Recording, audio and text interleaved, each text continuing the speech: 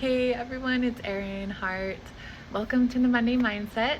I'm coming to you from my work, but I'm just on break here, so I just wanted to hop on here today. I just had to work this holiday, but I just wanted to really make sure you got the Monday Mindset today. So today we are talking about living without regret.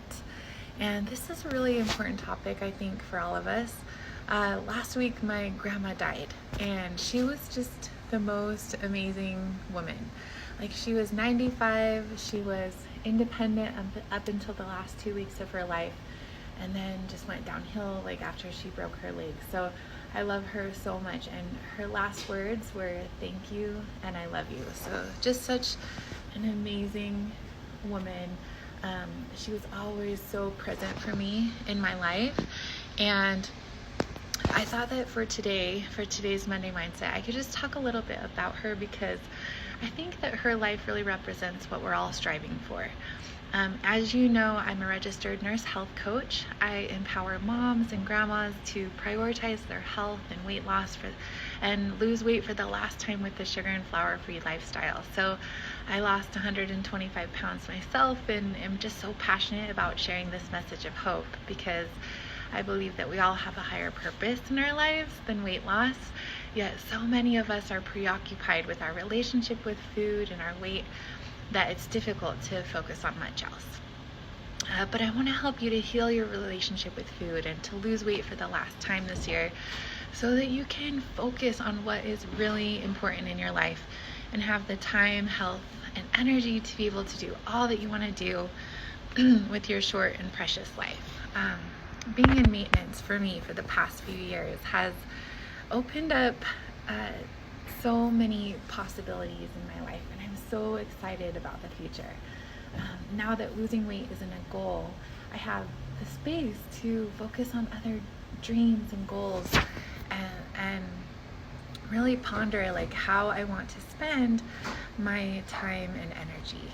So you have things that only you can do in this life. Like, your life has purpose and meaning, and what you do matters, right? Like, your time is so precious. So what do you want to do with your life?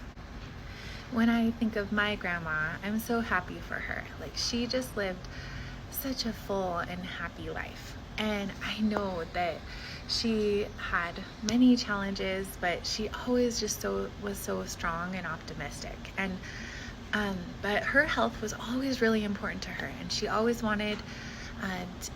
ate well, and she always exercised. You know, even in her older age, I remember when I was young, and we would go hiking in national parks when she was like in her 80s, and she'd keep up with all of us, like so healthy and fit, and it really helped her to live until she was 95 and have a great quality of life. The average life expectancy in the US is 78 years, but I'm so glad that I had my grandma until she was 95, and I'm so grateful that she focused on her health so that I was able to have that extra time with her. And she had such a huge impact on my life during that time. When loved ones die, it's a really great reminder of just how short and precious our time is on this earth. One exercise that we do in the Success Path course is to write your eulogy. And, just look at the end of your life, what you imagine you're going to feel like. What do you want to accomplish in your life? What do you want to be remembered for? And one of my favorite mantras is to live without regret. After working on the trauma floor, I saw so many people who left for work thinking it was a normal day, and then getting in a terrible accident and having it just change their life forever or end their life. And at that time, after seeing that, I just decided to adopt that mantra, to live without regret, because tomorrow is never promised. So there are two types of regret. Regret for things that we have done, and regret for things that we haven't done. So imagine yourself at the end of your life. Like, what may you regret if you do or don't do today? or, in your life, right? None of us are perfect, and live without regret doesn't mean not to make mistakes and that you have to be perfect. I think mistakes are part of the success path, and we don't necessarily have to regret mistakes, right? Like we can learn from, if we choose to learn from them and grow. They are learning opportunities that will help us to grow. So we can't change the past. We can only focus on today and have that forward focus, and it's not useful to have the guilt and shame about mistakes of the past. C.S. Lewis, he said, we can't rewrite the story that's been written, but we can change the ending. And as you move forward in your journey in life, I want to invite you to live without regret. As you move forward with your health journey, right? Live without regret. Ditch the shame and guilt, but focus on growth and learning. Like, live your life to its fullest and ask yourself how you can show up as your best in this moment today, so you can create the life that you want for yourself. So what may you regret doing or not doing today?